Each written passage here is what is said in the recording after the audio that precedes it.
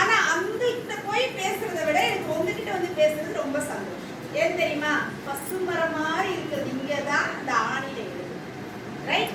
நீ அவங்க கூட அந்த அந்த ஒரு மாதிரி ரொம்ப ஹாப்பியா காலேஜுக்கு வந்துட்டோம் அப்படிங்கிறது வருவாங்க. நீ வாட் இஸ் நெக்ஸ்ட் அப்படிங்கிற ஒரு லெவல்ல வருவேன். சார் என்ன சொன்னாங்க? யாருமாகி மகளிர். அப்படி யாருமாகி என்ன சார் தலைப்பு? எல்லாமே பெண் தான் அப்படின்னு பேசுங்க அப்படின்னு சொல்லி. நான் வந்து என்னைக்குமே பெண்களுக்கு மாத்திரம் சப்போர்ட் பண்ணவே மாட்டேன். நான் நிறைய பேர் சொல்லுவாங்க மேடம் வந்து ஃபெமினிஸ்ட்னு சொல்லுவாங்க. அப்படிலாம் கிடையாது. எனக்கு ஜெண்டர் ஈக்வாலிட்டி அப்படின்னு சொல்லுவேன். ஜெண்டர் பயஸ் இருக்கக்கூடாதுன்னு சொல்லுவேன். ஆண் பெண்ணுங்கிற பேதம் இருக்கக்கூடாது. நீனும் வளரணும், அவனும் வளரணும். அதுதான் வளர்ச்சி நம்புறவன்னா. அதனால எல்லாருக்குமே சேர்ந்த ஒரு தலைப்பில் நான் பேசணும்னு ஆசைப்படுறேன். அது என்ன அப்படின்னா, நம்ம எல்லாருக்கும் வேண்டியது என்ன அப்படின்னா ஸ்டடீஸ், வேல்யூஸ். ஓகே, சார் சொன்னாங்க 12th மேலே நான் படிக்கல, ஆனால் அவங்க வாழ்க்கையில் கற்றுக்கிட்ட வேல்யூஸ் அவங்க உயர்த்துச்சு. ஓகே, என்ன மதிப்பு நம்ம வாழ்க்கைக்கு? நம்மளோட வாழ்க்கைக்கு எல்லாருக்குமே ரொம்ப முக்கியத்துவமாக இருக்கிறது எதுவாக இருக்கும் அப்படின்னா நம்மளோட family. First we should love our family. நம்மளோட குடும்பத்தை நம்ம வந்து ரொம்ப நேசிக்கணும். ஏன் தெரியுமா? அப்பா இருப்பாங்க, அம்மா இருப்பாங்க, தங்கச்சி இருக்கும், அக்கா இருக்கும், ஏதோ ஒன்று. ஓகே, முந்திலாம் நாங்களாம் ஒரு 4 பிள்ளைங்க 3 பிள்ளைங்க இருக்கிற வீடெல்லாம் இருந்துச்சு. இப்போ 2 பிள்ளைங்க. எத்தனை பேர் வீட்டில்? 2 பேர். Very good. எத்தனை பேர் வீட்டில்? நான் 1 தான் மேடம் அப்படிங்கிறவங்களா? 1. இது நீங்கள் இன்னும் கொஞ்சம் தாண்டி நகரத்துக்குள்ள போயிட்டீங்கன்னா 1. நாங்கள் மட்டும்தான் சொல்கிறவங்க நிறையா. அதனால தான் ஃபெர்டிலைசர் சென்டர் நிறையா வந்துச்சு. ஓகே ஓகே, ரொம்ப சந்தோஷம். 2 பேர் இருக்கிறீங்க. அப்போ ஷேரிங் உனக்கு தெரியும், எப்படி பங்கிடுதம் அப்படிங்கிறதுலாம் தெரியும். இன்னும் ஒரு ஆப்பிள் ஒன்று இருக்கு. அந்த ஆப்பிளை வந்து அப்பாவும் அம்மாவும் மட்டும் இருந்தாங்கன்னா பாதி சாப்பிடும். ரைட்? ஒரு ஃபேமிலியில ஒரு குழந்தை வருது அப்படின்னா 3 பங்காகும்.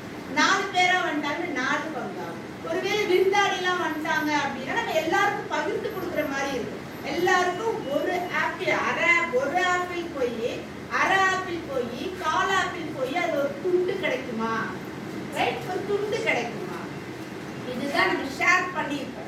நம்மளோட ஃபேமிலி ஏன் நம்மளோட வாழ்க்கையில ரொம்ப இம்பார்ட்டன்ட் அப்படின்னு நான் சொல்றேன் அப்படின்னா, நம்ம எங்க பறந்தாலும், பட்டம் பறக்கும்போது பார்த்துக்கிட்டியா? அந்த பட்டம் ஒரு நாள் சொல்லிச்சான், நான் தனியா என்ன வந்து கீழே பிடிச்சு வச்சிருக்காங்க, நூல் கட்டி கீழே செஞ்சு வச்சிருக்காங்க, பிடிச்சு வச்சிருக்காங்க, மாஞ்சாலாம் போட்டு அடுத்த பட்டத்து கூட ஃபைட்லாம் பண்ணணும்லாம் நினைச்சிருக்காங்க. இல்லை தனியா பறந்தா நல்லா இருக்குமே அப்படின்னு சொல்லி அந்த பட்டம் நினைச்சிட்டாங்க. ஆனா அந்த பட்டத்துக்கு தெரியாது, ஒருவேளை அந்த கீழே கை வச்சு பிடிச்சிட்டு இருக்காங்களே அவர் பண்ணியே பட்டம் விடல. தனியா பட்டத்தை விட்டுட்டு என்ன ஆகும்? போய் எங்கேயாவது போய் சிக்கிடும். அந்த பட்டத்துக்கு தெரியாது, நம்ம சிக்கிடுவோம்னு தெரியாது. அது நினைக்கும் எவ்வளவு ஹைட்ல பறக்கிறோம், நம்மள அப்படியே விட்டா ஃப்ரீயா இருக்க மாட்டோம். ஒருவேளை நீ கூட நினைச்சுக்கலாம், நம்ம வீட்டுல வந்து அப்பா இப்படி உட்கார், அம்மா வந்து பொம்பளை பிள்ளை அடக்கமா உட்கார். எங்க வீட்டுல சொல்ற வார்த்தை நான் சொல்றேன், பொம்பளை பிள்ளை இப்படி இருக்கணும், முடிய விரிச்சு போடக்கூடாது, முடிய கட்ட, எண்ணெய் வை, தலையை பறக்காம வை, பையனை சொல்லுவாங்க ஒழுங்கா இருடா.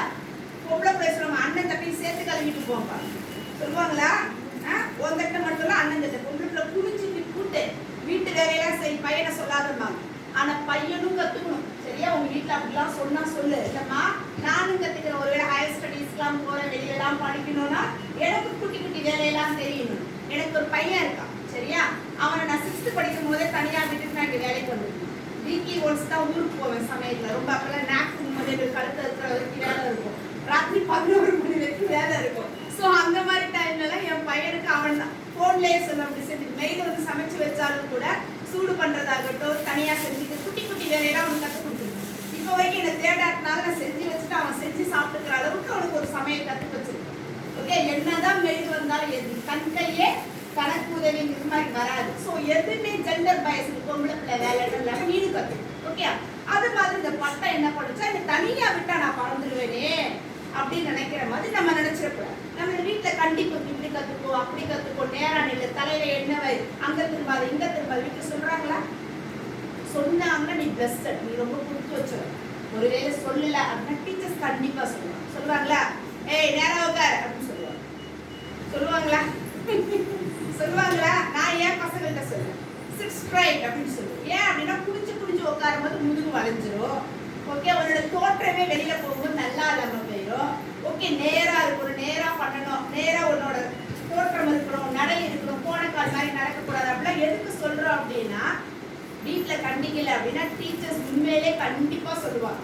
ஓகே, டீச்சர்ஸ் பார்த்தா சிறு சிறு திட்டுற மாதிரிலாம் இருக்கும். ரைட், அப்படிதானே இருக்கும். மேம் திட்டிட்டே இருப்பாங்க, டீச்சர் திட்டிட்டே இருப்பாங்க. அவங்க வேண்டதெல்லாம் கிடையாது, நீ நல்லா இருக்கணும். ஓகே, நீ அந்த மாதிரி சின்ன சின்ன திருத்தங்கள் கிடைக்கும். அது மாதிரி தனியா பறக்கணும், யாரும் திட்டாம இருக்கணும் பட்டம் நினைச்சப்ப பட்டம் போய் உயரத்துல இருக்கிற மரத்திலையும் முள்ளுலையும் மாட்டிச்சு. ஒருவேளை ஒண்ணு கூட திட்டாம எதுவுமே சொல்லாம இது எப்படி வேணாலும் வளர்ந்து வா அப்படின்னு விட்டாங்க அப்படின்னா எப்படி இருப்ப?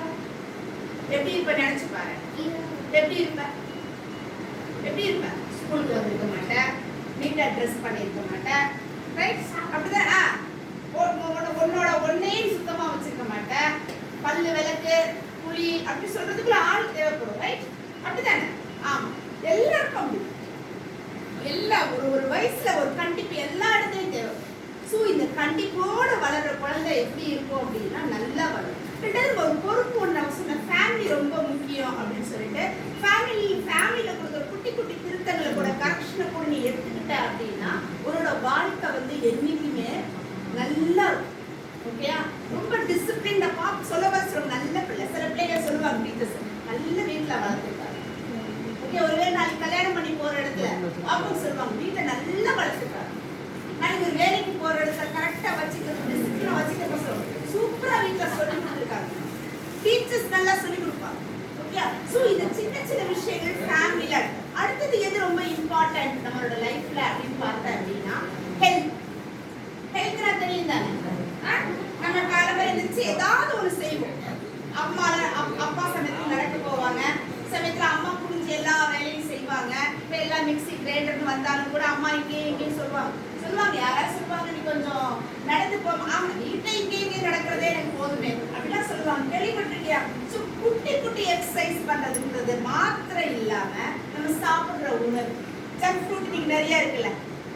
அங்கேருந்து வடக்கன்ஸ் வருவாங்க, அவங்கள்ட்ட பானிபூரி வாங்குற ருசி வேற எங்கே வர இல்ல.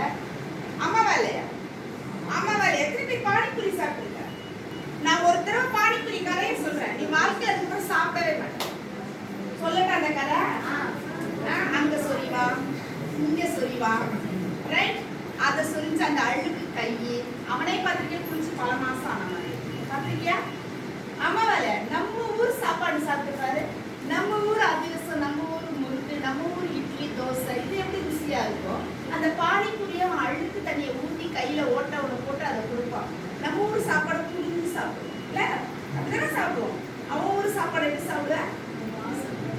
ரைட், இதுதான் அந்த கல்ச்சர் வந்து டிரான்ஸ்ஃபர்மேஷன் அப்படின்னு சொல்லுவோம். அந்த வெளியில வர்ற பழக்கம் நம்ம எல்லாம் வீட்டுல எல்லாம் சொல்லி கொடுப்பாங்க, சாப்பாடுக்கு மதிப்பு கொடுத்து புரிஞ்சு சாப்பிடணும், சிந்தாம அழகா சாப்பிடணும். அவன் சொல்லுவான் நின்றுகிட்டே பாயிடும். ரைட், இவன் வாங்கி சாப்பிட்டான். சரியா, அவன் வந்துட்டான், இவன் வந்துட்டான், மற்ற ஊருக்காரன் வந்துட்டான், பிரிட்டிஷ்காரன் வந்த மாதிரி இன்னைக்கு நம்ம வந்து நார்த்ல இருந்து வர்ற பீப்புளை நம்ம சொல்லிட்டு இருக்கோம். ரைட், அது இடம் கொடுக்குறது யாருக்கு?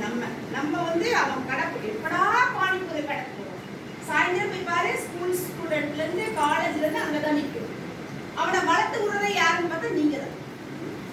ஓகே, வீட்டுல போய் அம்மா முந்தியில நாங்களாம் ஸ்கூல் விட்டு போனோம் வயசுல இருக்கோம், வீட்டுல போய் சாதம் சாப்பிடுவோம். மத்தியானம் வச்சுக்க சாதத்தை போட்டு சாதத்தை ஊற்றி சாப்பிடுவோம். நைட் எங்கேயா படிச்சு முடிச்சுட்டு மறுபடியும் சமயத்தை சாப்பிடாமையே கூட தூங்கிடும். சாயந்தரம் சாப்பிட்ற சாப்பாடோட முடிச்சுக்குவோம். ஓகே, இதுதான் நம்மளோட தமிழோட கலாச்சாரம் அதுவாக இருந்திருக்கு. 6 மணிக்கெல்லாம் சாப்பிட்டு முடிச்சுட்டு அப்பெல்லாம் லைட் இல்லாத காலத்துல முன்னே தூங்கி விடிய காலையில எழுந்திருக்கிற பழக்கம் இருந்துச்சு. இன்னைக்கு அப்படி எப்படி இருக்கு? 3 மணி வரைக்கும் போனை நோண்டிக்கிட்டு. ரைட், அப்பாவும் விடுறாங்க, அம்மாவும் விடுறாங்க. நீ மாறி கொண்டு வா. சரியா, நீ மாறி. ஏன்னா இந்த கலாச்சாரம் ரொம்ப குறையோடி போயிருச்சு. இப்ப வந்து கல்ச்சர் வந்து யாருக்கு சொல்லி தரணும்னா ஒரு 40 வயசுக்கு மேற்பட்டவங்களுக்கு தான் சொல்லி தரணுங்கிற மாதிரி இருக்கு. ஓகே, அதனால மாற்றங்கள் நிறைய வந்துருச்சு. ஓகே, இது நான் சொன்னேன் ஃபேமிலி பத்தி சொன்ன. உங்களோட ஹெல்த்தை எப்படி பார்க்கணும்? ஓகே, நல்ல சாப்பாடை சாப்பிடணும், சுத்தமா சாப்பிடணும், நீ சுத்தமா இருக்கணும். ஃபேமிலி ரொம்ப முக்கியம். அப்பா அம்மா சொல்றது, டீச்சர்ஸ் கேட்கறது, சொல்றதெல்லாம் கேட்டு நீ சமுதாயத்தை மதிக்கிறனா, உன் குடும்பத்தை மதிக்கிறவனா, கலாச்சாரத்தை மதிக்கிறவனா இருந்த அப்படின்னா வாட் இஸ் நெக்ஸ்ட்? ஸ்டடீஸ். உன்னோட படிப்பை மட்டும் எக்காரணத்தை மட்டும் விட்டுறாரு. வாழ்க்கையில எது முக்கியமோ இல்லையோ படிப்பு ரொம்ப முக்கியம். பிச்சை புகினும் கற்கை. ஓகே, நீ பிச்சை எடுத்தாவது வச்சு படிக்கிறாங்க. ஆனா இன்னைக்கு அப்படி